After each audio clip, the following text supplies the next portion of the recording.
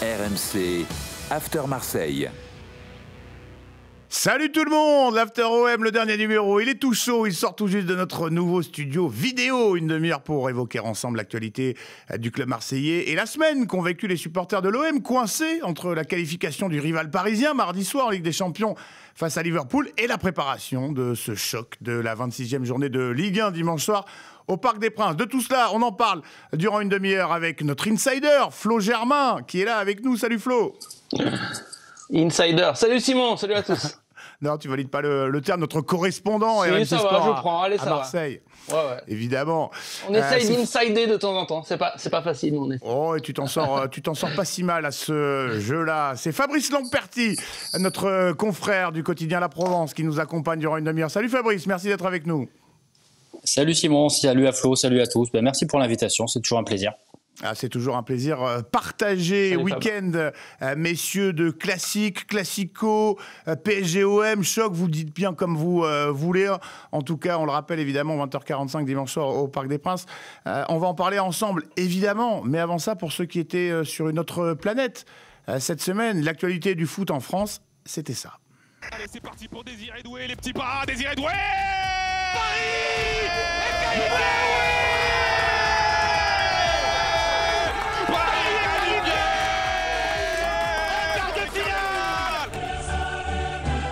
Messieurs, les hurlements de Jean Rességuier et Fabrice Hawkins ont été entendus jusqu'à Marseille, jusqu'à chez vous, on a vérifié. On va voir comment ils ont été perçus. Toi, Flo, tu as eu envie cette semaine de voir comment ce qui est un authentique exploit a été reçu, perçu, accueilli par les habitants marseillais et bien souvent supporters de l'OM. Écoute, oui, enfin, avant chaque match entre Paris et Marseille, c'est assez logique. On prend un peu le pouls des supporters et, comme on dit dans notre jargon, faut trouver le petit angle qui va bien. Voilà, poser la question parfois qui fâche. Et c'est vrai que la question qui fâchait cette semaine, je suis allé au foot indoor La Valentine. Pour ceux qui connaissent Marseille, c'est pas très loin de la commanderie. D'ailleurs, j'aime bien les futsal parce qu'on a des passionnés de ballon, des passionnés de l'OM souvent, et en plus ils sont souvent chauds parce qu'ils viennent de jouer et le cardio est à son max et donc ça nous donne des petits sons sympas. Écoutez, le sentiment le plus répandu, je trouve, chez les supporters marseillais, c'est un brin de fatalisme. Il y en a beaucoup, énormément de supporters qui estiment que Marseille n'a aucune chance à Paris ce dimanche. Zéro. Je suis franc, supporter de l'OM, on va se faire défoncer. Ils jouent trop bien, c'est leur meilleure saison à Paris. Ça va être compliqué. Non, on pense déjà à la trêve, à se reposer, reprendre des forces et repartir notre championnat à nous. J'ai pas acté la défaite, mais ça va être compliqué. Ça va être compliqué. Si on arrive à prendre un point, on joue en bas. J'attends rien de spécial de ce match. En vrai, moi, j'y crois pas une seconde. On a vu le niveau, meilleure équipe du monde actuellement, malheureusement. Actuellement, dans le jeu, oui. Ils ont joué contre le premier de Première Ligue, ils ont pas vu le jour 2 matchs d'affilée. Moi, ça fait peur. Flo, on l'entend, on fait contre mauvaise fortune bon cœur, comme on dit. C'est tout ce que tu as recueilli chez les supporters marseillais. Il n'y a pas un petit peu plus agacé ou peut-être un petit peu plus séduit, qui sait? Justement, alors il y a effectivement beaucoup, je le disais, de connaisseurs de ballon. Alors j'ai posé la question, savoir si ils se surprenaient même parfois à apprécier le jeu du PSG, voire à prendre plaisir. Écoutez la franchise des supporters de l'OM. Moi je suis abonné au stade, tout ça, donc c'est difficile à dire, mais franchement ouais, c'est une belle équipe. Franchement c'est sympa à voir jouer, ça joue au ballon, il y a moins de chichi, moins de stars, mais c'est cohérent et non, c'est fort. Est-ce qu'on est jaloux? Non, on n'est pas jaloux. C'est pas la même ADN, non, on n'est pas jaloux. On est jaloux. On est très jaloux, oui. Non, moi je suis pas jaloux. C'est comme ça, ils ont plus d'argent, ils ont un état au-dessus d'eux. Nous, on est là, on vit avec la passion, on essaye, mais oui, ils sont forts, cette année, ils sont très forts. Objectivement, ils jouent très bien, mais je prends pas du plaisir parce que c'est pas l'OM. Je veux pas dire que c'est une souffrance, mais ça fait chier. Si on est réaliste, Paris, ils sont au-dessus de la Ligue 1, donc aujourd'hui, l'OM sont en deuxième.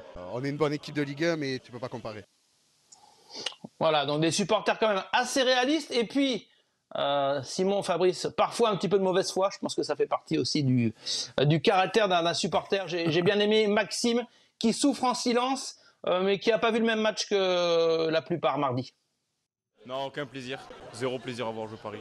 Vraiment, que de la chance. C'est que de la chance qu'ils ont eu cette semaine. Liverpool était affaibli, ils n'ont pas trop joué leur jeu. Donc pour moi, Paris n'a pas mérité sa qualification. Ah là, c'est de la mauvaise foi. Un peu. Un petit peu, ouais. Ça va, ils se débrouillent. Ils jouent bien, ça va. Ils ont joué cette semaine, ils ont tout donné. Et là, on va les enfoncer ce week-end. Ouais, c'est le cœur qui parle, ouais. Et la foi qui parle. Ah, la proverbiale mauvaise foi du Marseillais. On aurait été un petit peu déçus, Flo, si tu nous en avais pas pêché un petit peu. Forcément, on la comprend, mais on l'a entendu. J'étais, moi, assez surpris par le côté quand même assez fair-play, hein, quand même des gens à qui t'as tendu le micro RMC. Fabrice Lamperti, notre confrère de la Provence. Ce que Flo a constaté en allant au contact des amoureux de ballon, est-ce que toi, tu l'as humé également? Est-ce que tu l'as constaté? Est-ce que tu as été surpris par la variété des réactions qu'on vient d'entendre? Un petit peu surpris, ouais, forcément, parce que c'est Paris avec tout ce que ça représente pour les Marseillais, pour les supporters de l'Olympique de Marseille. Mais de notre côté, force est de constater que le Paris Saint-Germain actuellement est sur une autre planète. Hein. On l'a vu lors de la double confrontation contre Liverpool. On le voit aussi régulièrement week-end après week-end en championnat, où il marche un peu sur tous les adversaires qu'il rencontre jusqu'à présent.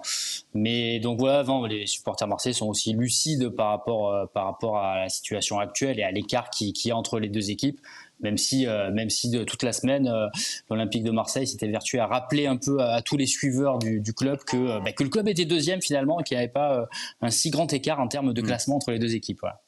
Flo, toi qui baigne dans le contexte marseillais depuis de nombreuses saisons également, comment tu l'expliques ça, cette équipe parisienne, elle serait moins haïe à Marseille ces derniers temps, peut-être plus de jeunes, plus de fraîcheur, de sympathie, moins de grandes stars qui vampirisent un peu notre attention. Est-ce que tu as une explication? Non, moi je pense que c'est surtout de la lucidité par rapport au jeu qui est proposé par le PSG. Attention, ça ne veut pas dire que les supporters de l'OM se mettent à aimer le PSG et vous l'avez compris, ils reconnaissent effectivement que ça joue bien, mais bon, ils ne sont pas, la plupart des fans de l'OM, à kiffer un match du PSG. Hein. C'est presque un sentiment de souffrance aussi, simplement, voilà, force est de constater que Paris joue bien. Et moi, cette lucidité, honnêtement, alors après ce serait facile de le dire au mois de mars une fois qu'il y a une quinzaine de points d'écart, mais on peut retrouver les émissions, etc. Mais j'ai souvent dit depuis le début de saison qu'il y avait de la lucidité et que très peu de supporters marseillais s'imaginaient voir l'OM véritablement jouer le titre. Donc moi je trouve que les supporters de l'OM ils sont simplement lucides, peut-être surpris par le niveau qu'a atteint le PSG. Peut-être qu'effectivement dans le viseur il y a moins, comme tu l'as dit Simon, les stars ou starlettes des Messi, Neymar, enfin Mbappé était un peu une cible, mais malgré tout Mbappé c'est l'exemple type. Évidemment il n'était pas apprécié quand il avait le maillot du PSG, mais moi je trouvais beaucoup de supporters de l'OM qui reconnaissaient que c'était quand même un phénomène du ballon quand il était à 100% et en pleine forme. Donc moi j'aime bien quand on a des supporters qui sont pas totalement aveuglés par le clubisme, comme on pourrait le dire. Et donc j'ai trouvé que voilà, il y avait ce fatalisme, cette lucidité, et ça ne veut pas dire que tout le monde va être à bloc derrière l'OM, ça c'est clair et net ce dimanche. Y a aucun à Marseille, évidemment, on connaît le ballon, la démonstration n'est plus à faire. Fabrice, ce qu'on aimerait savoir, c'est un petit peu comment ça bosse du côté de la Provence, les soirs comme mardi dernier, lorsque le foot français a les yeux rivés sur le rival parisien. Fais-nous entrer un peu dans l'arrière-cuisine. Est-ce qu'à la Provence, il y a un dispositif spécial? Est-ce que c'est une soirée particulière pour vous, journalistes? Parce que on l'a noté, et ceux qui nous suivent sur notre canal YouTube vont pouvoir le constater. Le lendemain de l'exploit parisien, en une de la Provence, aucune mention. On parle plutôt de Benasser qui doit mieux faire. Excuse-moi Simon, j'ai pas compris, tu parles de quoi? Comment on bosse les soirs de match du PSG? Est-ce que mardi soir il y avait un dispositif particulier pour les journalistes foot de la Provence? Est-ce qu'on s'était préparé à faire quelque chose de spécial en cas d'exploit? Ça va tenir en 3 mots. Pas du tout. Non, c'était une soirée comme une autre. On suivait la Ligue des Champions comme on le fait à chaque fois. On était prêts évidemment à dégainer. Mais pour nous, c'était vraiment une soirée habituelle comme il peut y en avoir, toutes les semaines, quoi. Bon, évidemment, bouclage un peu plus tardif avec la séance de tir au but. Donc on s'était préparé à cette éventualité, évidemment. Mais voilà, c'est sans commune mesure avec les soirs de match de l'Olympique de Marseille, évidemment, où par exemple dimanche, tout le monde sera sur le pont, il y aura trois envoyés spéciaux de la Provence, un photographe, une personne qui va s'occuper de la vidéo et des réseaux sociaux, donc 5 personnes sur place. Il va y avoir autant de personnes, si ce n'est plus, à la rédaction pour réceptionner les papiers. Et là, pour tout vous dire, mardi soir, c'est ça, pour le match du PSG, pour Liverpool-Paris, il y avait en tout et pour tout une personne au journal. Donc voilà, je vois si on peut traduire comment ça se passe. Ben ça se passe comme ça, tout simplement. Eh ben merci pour la transparence, évidemment. Je le disais sur YouTube, ceux qui nous suivent en vidéo désormais ont pu constater que aucune mention en une de la Provence. Peut-être qu'en cas d'élimination, il y aurait eu un petit mot, mais qui sait. En tout cas, évidemment, on pose la question et on comprend évidemment le traitement éditorial dont cette qualification a fait l'objet chez vous. Alors, Roberto De Zerbi était en conférence de presse ce vendredi avant la rencontre face au Paris Saint-Germain. On reviendra un petit peu sur ce qui s'est dit. Il était accompagné de Valentin Rongier, milieu de terrain marseillais, évidemment interrogé sur l'exploit des Parisiens mardi à Anfield. C'est une des meilleures équipes d'Europe actuellement, c'est un fait. Voilà, on a tous regardé le match contre Liverpool. C'est une grosse équipe, ils ont énormément de qualité. Maintenant, vous connaissez le football autant que moi. C'est un match de 90 minutes. On n'y va pas pour faire le dos rond et les regarder et se dire « Ah, ils sont meilleurs que nous ». Non. On y va pour faire un match très sérieux, avec tous nos atouts aussi, parce qu'on en a. Et voilà, on va essayer de ramener quelque chose. On sait que ça va être difficile. On a l'habitude d'avoir le contrôle des matchs.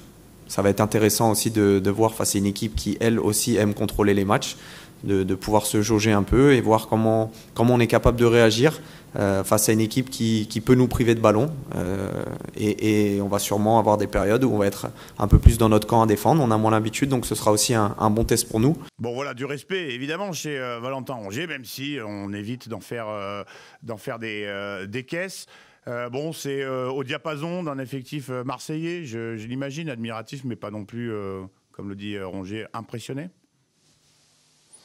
Admiratif, je pense pas qu'il le soit. Enfin, ils sont aussi lucides. On va employer ce terme-là, mais on a quand même des forts caractères dans ce vestiaire de l'OM.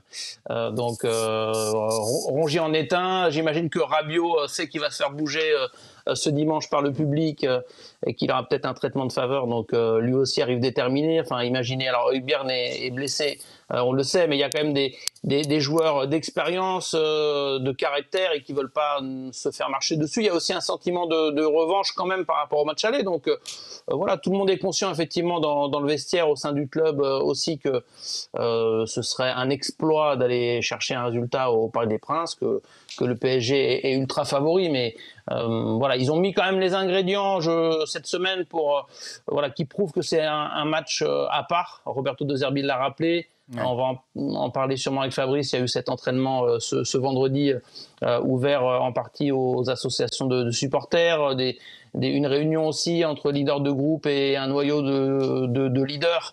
Donc voilà, ça reste un match différent et l'envie de s'étalonner, l'envie de voir où l'OM en est. Alors si Paris gagne, ce sera la logique, mais au moins Marseille veut montrer qu'ils ont progressé par rapport au match aller et qu'ils peuvent au moins un petit peu inquiéter le PSG par séquence.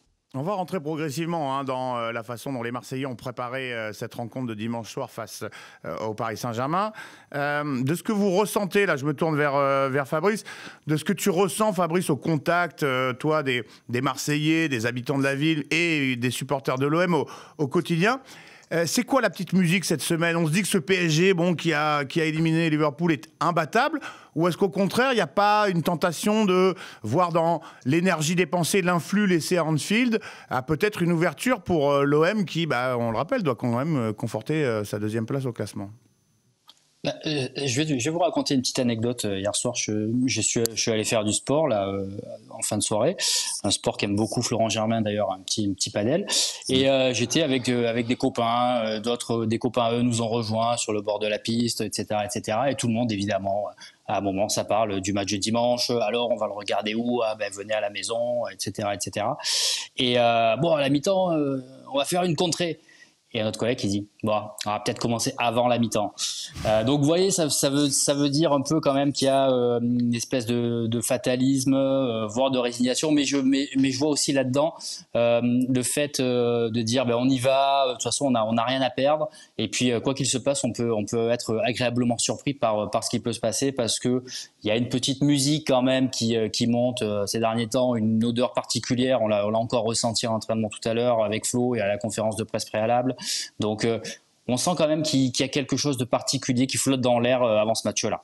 Flo, tu confirmes, ça reste un gros événement pour les joueurs marseillais. Peut-être, j'ai envie de dire, peut-être plus que pour les joueurs parisiens.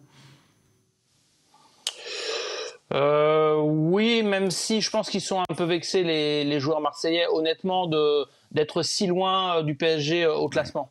16 points, parce qu'en début de saison, eux auraient aimé au moins arriver à une distance raisonnable sur ce match-là. Roberto De Zerbi a d'ailleurs, c'est Léo Balardi qui nous confiait ça en interview là justement pour la Provence, RMC et BFM Marseille il y a 10 jours, que il avait coché cette date, ce match, Roberto De Zerbi, et qu'il en parlait beaucoup aux joueurs parce que c'était pour eux l'occasion de montrer que Marseille a progressé et que le match aller, à sens unique, avait été un petit peu un accident en plus avec le carton rouge pour Harit. Donc je pense qu'ils sont un peu frustrés quand même d'être si loin du PSG. Que ça reste effectivement, je perds la lumière là, que ça reste effectivement un match à part, et qu'ils arrivent avec quand même une soif de revanche et ce sentiment qu'ils sont aussi libérés parce que, comme l'a rappelé Fabrice, il y a aussi un peu de fierté. Tout le monde voit Paris archi favori et voir qu'ils vont en coller 3 ou 4.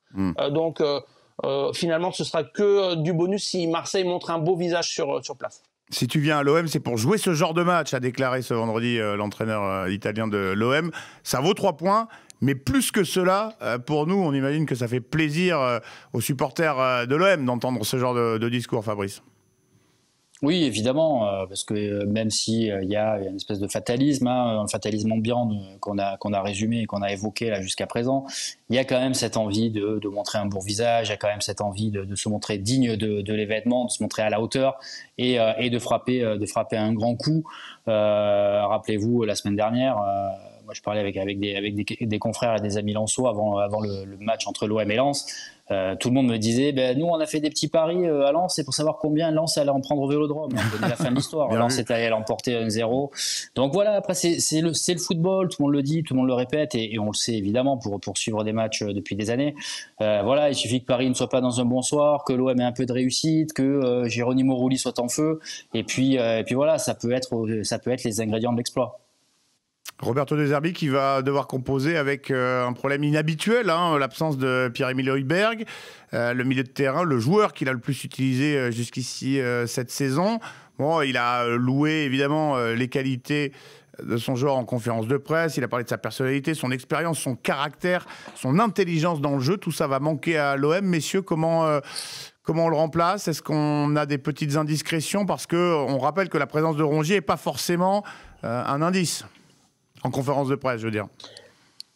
Non, c'est pas un indice, mais bon, moi je serais très surpris qu'il ne débute pas ce match. Alors, vraiment, là, pour le coup, si jamais Rongier est sur le banc, je ne comprends plus rien au football et au management de Roberto De Zerbi. Donc, s'il est à 100%, il va jouer. Moi, ce que j'imagine comme ça, c'est une présence... Enfin, en conférence de presse, je ne sais pas s'il faut suivre ce qu'a dit Roberto De Zerbi, mais il dit, pour le remplacer, Pierre-Emile Højbjerg, ce sera soit Kondogbia, soit Rongier, soit Nadir. Donc, est-ce que ça veut dire que de facto, il estime que Bennacer débutera quoi qu'il arrive? On verra, mais il y a 2 solutions, je pense. C'est effectivement la paire Bennacer-Rongier, ou pourquoi pas faire monter d'un cran Kondogbia, sachant que Cornelius a le profil aussi pour jouer aux côtés de Léo Balerdi, axe gauche. Après, on verra qui jouerait axe droit. C'est aussi une incertitude. Mais il y a quand même du monde pour jouer au milieu de terrain. C'est vrai que c'est un coup dur, tu l'as rappelé, en termes de leadership. En plus, lui aussi avait vraiment à cœur de disputer ce match contre le PSG, parce que s'il y a bien un joueur qui s'est imprégné aussi de l'importance d'une telle rencontre, c'est Pierre-Emile Højbjerg, qui est quand même un leader du vestiaire, et quelqu'un qui connaît aussi la culture foot ici en France. Donc il voulait jouer ce match, mais voilà, il y a quand même du beau monde au milieu pour essayer en tout cas pour que Roberto De Zerbi trouve la solution. Fabrice, ce vendredi, dans les pages foot de la Provence, on a un article sur Luis Enrique, l'ailier brésilien qui a flambé depuis le début de saison, qui marque un petit peu le pas. Ces derniers temps, il était sur le banc face à Lens. Il n'a pas été inoubliable lorsqu'il est rentré, fautif dans son repli, ce qui a conduit au but lensois. Est-ce que c'est le bon moment pour le relancer? Est-ce que De Zerbi va le relancer? Moi, je pense que De Zerbi va le relancer. Comme il disait en conférence de presse, il lui a concocté un petit programme spécial ainsi qu'à Mason Greenwood pendant toute la semaine parce qu'il trouvait que ni l'un ni l'autre n'était à 100% physiquement ces derniers temps. Donc, du coup, il lui aura concocté, De Zerbi lui aura concocté un petit programme spécial pour qu'il retrouve un peu du peps, un peu de tonus. Ce qui leur a sans doute manqué ces derniers temps, puisque aussi bien Luis Enrique que Mason Greenwood, c'est vrai qu'on a l'impression qu'ils sont à la recherche d'un second souffle ces derniers temps, que des fois les stats, les buts et les passes décisives cachent un peu des prestations qui sont un peu moins bonnes depuis quelques matchs. Donc moi je pense qu'il va démarrer, que Mason Greenwood sera là aussi, Valentin Rongier au milieu de terrain avec Benacer comme me disait Fou un peu plus tôt. Mais peut-être que tu vas y venir, mais pour moi la vraie question grosse interrogation va se situer en défense centrale pour savoir qui est-ce qui va accompagner Léo Balerdi, notamment à droite pour remplacer Amir Murillo, parce que là c'est vrai que l'équipe est quand même sacrément dépourvue. Eh ben justement, je te laisse faire la passe à Flo et échanger vos points de vue à ce sujet. C'est l'une des questions, évidemment, dont on attend impatiemment la réponse. Flo, un avis là-dessus? Est-ce qu'on va laisser Kondogbia en défense? Comment ça va s'articuler? C'est difficile. Moi, je vois Cornelius débuter à Paris.